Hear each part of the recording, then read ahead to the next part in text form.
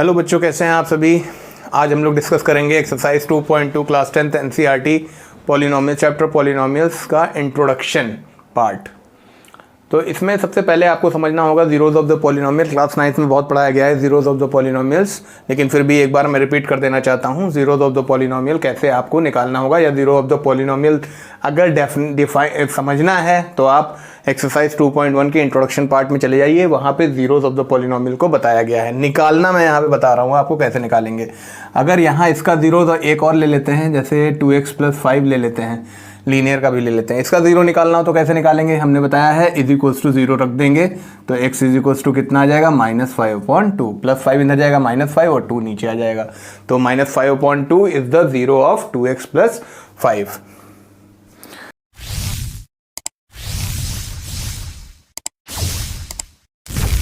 दूसरा देखते हैं, जैसे अगला दिया हुआ है हमें x² + 3x + 2, तो इसके जीरोस कैसे निकालें। तो इसके जीरोस निकालने के लिए पहले इसको फैक्टराइज करना पड़ेगा, स्प्लिटिंग द मिडिल टर्म। तो हमने स्प्लिट कर दिया, कॉमन ले लिया, x + 1 और x + 2 आ गया।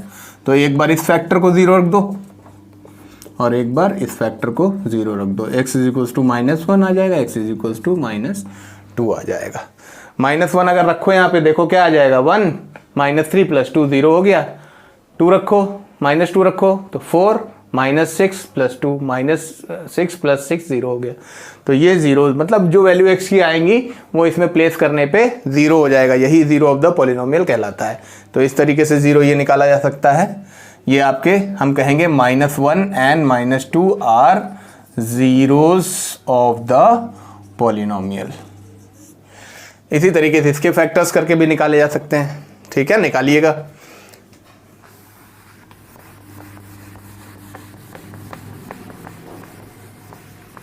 किसी के भी इस तरीके का जो आएगा, सबसे पहले उसको फैक्टराइज करेंगे और उनके फैक्टर्स को हम =0 रख देंगे और जो वेरिएबल की वैल्यूज आएंगी वही जीरो ऑफ द पॉलिनोमियल होंगी। पहला पार्ट कोफिशिएंट्स। अगर हम बात करें यहाँ पे कोफिशिएंट्स की, coefficients of x3, x², x और कांस्टेंट टर्म। तो सबसे पहले देखो, इसमें कोफिशिएंट ऑफ x³ है ही नहीं, इस वाले में कहीं x³ दिख रहा है, तो जो चीज़ नहीं होता उसका कोफिशिएंट 0 होता है। x² का कोफिशिएंट, उसके साथ जो उसकी numeric value along with the sign, तो यहाँ साइन 1 है, x² का कोफिशिएंट 1, x का कोफिशिएंट +3 और कांस्टेंट टर्म जो खाली पड़ा हुआ है नंबर, वो हमारा कांस्टेंट टर्म। ठीक है, अब इसमें देखिए कोफिशिएंट ऑफ x³ है ही नहीं तो 0, coefficient of x² 1, coefficient of x कितना हो जाएगा -4 और कांस्टेंट टर्म क्या हो जाएगा 4। देखा, इसमें भी क्यूब नहीं है 0, इसमें 3, 8 और कांस्टेंट टर्म 4। इसमें देखेंगे 0 है ही नहीं, x³ x² है 4 और x का क्या है 1 नहीं है -1 और कांस्टेंट टर्म है ही नहीं 0। इसमें आ जाइए, x³ का कोफिशिएंट -5 है, x³ -5 और x² है नहीं है 0, x है नहीं है 0, कांस्टेंट टर्म क्या है 3, और अगर x⁴ का भी कोफिशिएंट पूछ लिया जाता तो बन जाता -7। तो ये है कोफिशिएंट्स। अब हम लोग बात करेंगे relationship between the zeros and the coefficients of the, इसको हम लोग एक एग्जाम्पल से ही समझेंगे।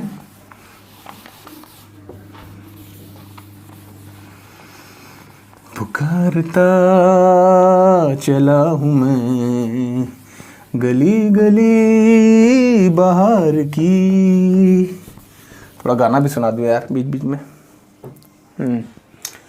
Now relationship between the zeros, रिलेशनशिप between zeros and coefficients।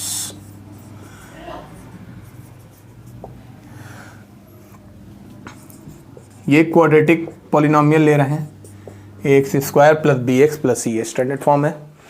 तो इसमें अगर हम इनके ज़ीरोज़ निकले होते, कुछ ज़ीरोज़ होते, तो सम ऑफ ज़ीरोज़ जो होता है, सम ऑफ ज़ीरोज़ जो होता है वो होता है माइनस बी अपॉन ए। बी और ए मतलब हम कहें माइनस कॉफिशिएंट, बी किसका कॉफिशिएंट है, एक्स का, अपॉन ए किसका कॉफिशिएंट है, एक्स स्क्वायर का है। देखो ये एक रिलेशनशिप है।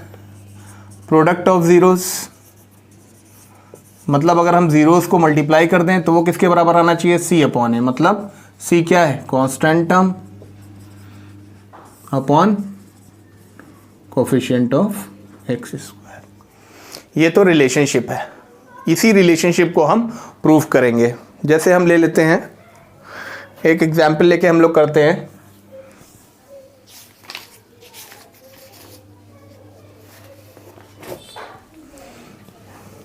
पहले हल्का सा एग्जाम्पल ले लेते हैं, x square plus 3x plus 2। अब इसका हमको रिलेशनशिप वेरीफाई करना है।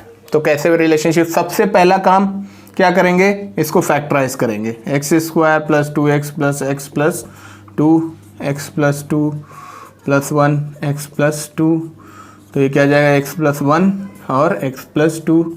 ये क्या आ जाएगा x plus 1 is equals to 0, x plus 2 is equals to 0, x is equals to -1, x is equals to -2। मतलब आपके ज़ीरोज़ क्या आ गए, -1 और -2। Zeros are -1 and -2। तो ये आपको जो है अब इन ज़ीरोज़ की हेल्प से आप ये रिलेशनशिप वेरीफाई करेंगे। तो सबसे पहले सम ऑफ ज़ीरोज़, हम ज़ीरोज़ को सम करते हैं। सम ऑफ ज़ीरोज़ कितना आएगा, सम ऑफ ज़ीरो -1 -2 ऐड करेंगे, -3 आया, ठीक है। अच्छा यहाँ देखिए, यहाँ 3 है और यहाँ क्या है, 1 है। तो क्या इसको हम ऐसे लिख सकते हैं, -3 अपॉन 1 लिख दें, कोई प्रॉब्लम नहीं, कोई प्रॉब्लम ना। अब देखो क्या है, माइनस माइनस है, यहाँ पे लिख लिया। अब 3 क्या चीज़ है, देखिए यहाँ पे 3 क्या चीज़ है, this is coefficient of x, और 1 किसका कोफिशिएंट है, कोफिशिएंट ऑफ एक्स स्क्वायर। हो गई वेरीफाई। देखो सम ऑफ जीरोस किसके इक्वल आ गया, minus coefficient of x upon coefficient of x square. ठीक है, वेरिफिकेशन ठीक है। और देखिए अब देखते हैं प्रोडक्ट करके क्या होता है। प्रोडक्ट ऑफ जीरोस अगर हम कर दें, वही जीरोस जो हमारे निकले हैं उनका प्रोडक्ट कर दें, -1 इंटू -2 मतलब 2, और 2 को हम लिख सकते हैं 2/1। आइए मेन क्वेश्चन में आइए, 2 क्या चीज़ है, कांस्टेंट टर्म, और 1 क्या चीज़ है, कोफिशिएंट ऑफ एक्स स्क्वायर। हो गई वेरीफाई रिलेशनशिप, ठीक है ना। बस यही हमको वेरीफाई करना है कि सम ऑफ जीरोस और प्रोडक्ट ऑफ जीरोस इसके इक्वल आने चाहिए। सम ऑफ जीरो करें तो इसके इक्वल आना चाहिए, प्रोडक्ट ऑफ जीरो करें तो इसके इक्वल आना चाहिए। ठीक है, now we move to the formation of the quadratic polynomial. अगर आपको जीरोस दिए गए हैं तो उनका फॉर्मेशन, इसको आप चाहो तो स्क्रीनशॉट ले लो, एक वीडियो पॉज कर लीजिए, स्क्रीनशॉट ले लीजिए। हो गया,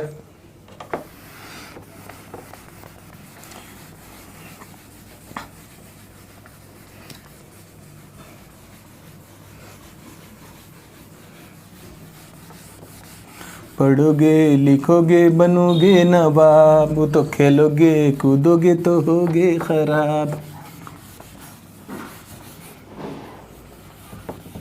है ना। ये भी एक गाना, लेकिन बच्चे क्या गाते हैं, पढ़ोगे लिखोगे तो होगे खराब, खेलोगे कूदोगे तो बनोगे नवाब।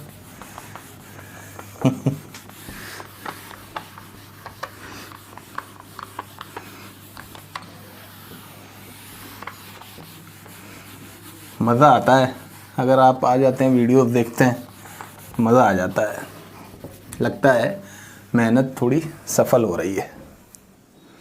चलिए, formation of the quadratic polynomial.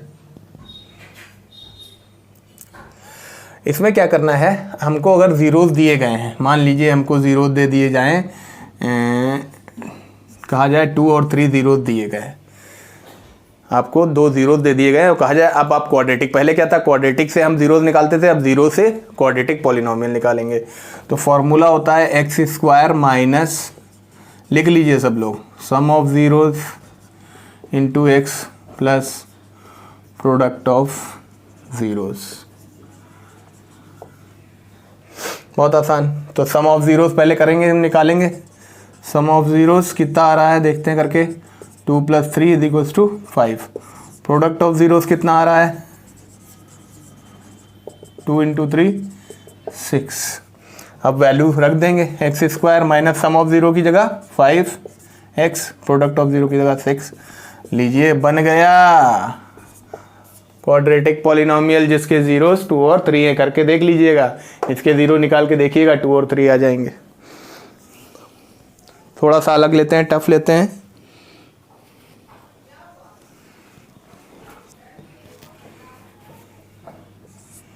√2 1/, ये न ले, ऐसे ले लेते हैं, 2/3 और 3/4। अब देखते हैं क्या होता है।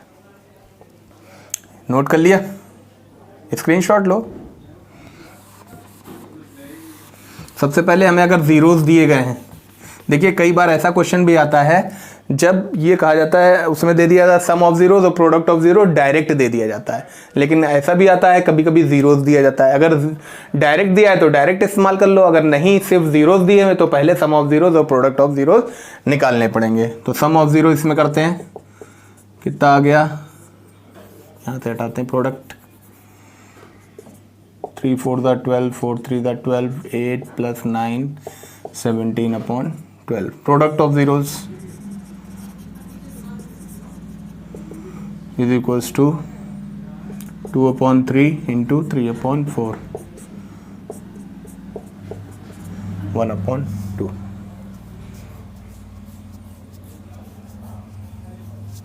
ठीक है, तो अब हम इसमें वैल्यू में रखें x square, sum of zero कितना आया था 17/12x plus product of zero.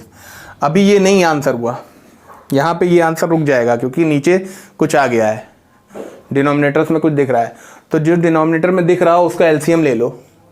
यहाँ डिनोमिनेटर में क्या है 2 और 12, 2 और 12 का एलसीएम कितना होता है 12 होता है 12। तो आप इसको पूरा करो, ब्रैकेट में लिखो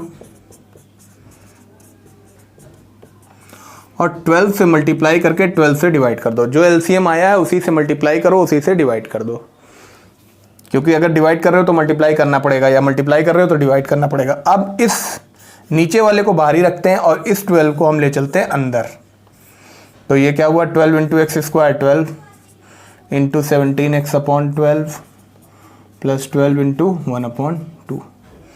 तो ये क्या बन जाएगा 1/12, 12x स्क्वायर, ये कट जाएगा माइनस 17x, 2 × 6 = 12।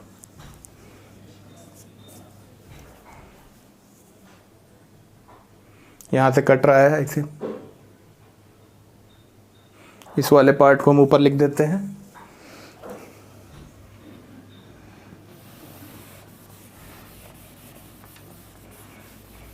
इसको हम ऊपर कर देते हैं, यहाँ पे देख लीजिएगा 12 को अंदर लेके जाएंगे तो 1/12 यहाँ रहेगा, 12x square minus 12 × 17x/12 plus 12 × 1/2, 2 × 6 = 12। ये क्या बचा 1/12, ये आ जाएगा 12x square, 12 cancel, minus 17x plus 6। तो लिखेंगे for k = 1/12 required polynomial is 12x square minus 17x plus 6। ये तरीका है, फिर से समझ लीजिए। अगर इस तरीके से कुछ आए कि डिनोमिनेटर्स भी कुछ आ जाएं तो उनका एलसीएम, अगर मान लो ऐसे ही आया होता है x square minus 17x plus 1, तब तो यही आंसर हो जाता। लेकिन यहाँ डिनोमिनेटर्स आ गए तो डिनोमिनेटर्स का एलसीएम निकालेंगे 12 और 2 का एलसीएम निकालेंगे, 12 आएगा, तो 12/12 लिख लेंगे, इसको ब्रैकेट में करके 12/12 लिख लेंगे। इस 12 को अंदर ले जाएंगे, ये वाला 12 बाहर रहेगा, देखो भाई ये बाहर है, ये अंदर चला गया। सॉल्व कर देंगे, फिर यहाँ पे जो कुछ आएगा यहाँ से नीचे से सब गायब हो चुका होगा। तो फॉर के यहाँ लिखेंगे, फॉर जो भी यहाँ पे आएगा वो लिखेंगे, for k is equals to 1/12 required polynomial is, जो ब्रैकेट के अंदर है। So with that we come to the introduction part of exercise 2.2. Please do like, share and subscribe my channel and press the bell icon for getting the notifications regarding uploading of the new videos. So together we'll rule the maths as well as the world. Thank you. Bye bye.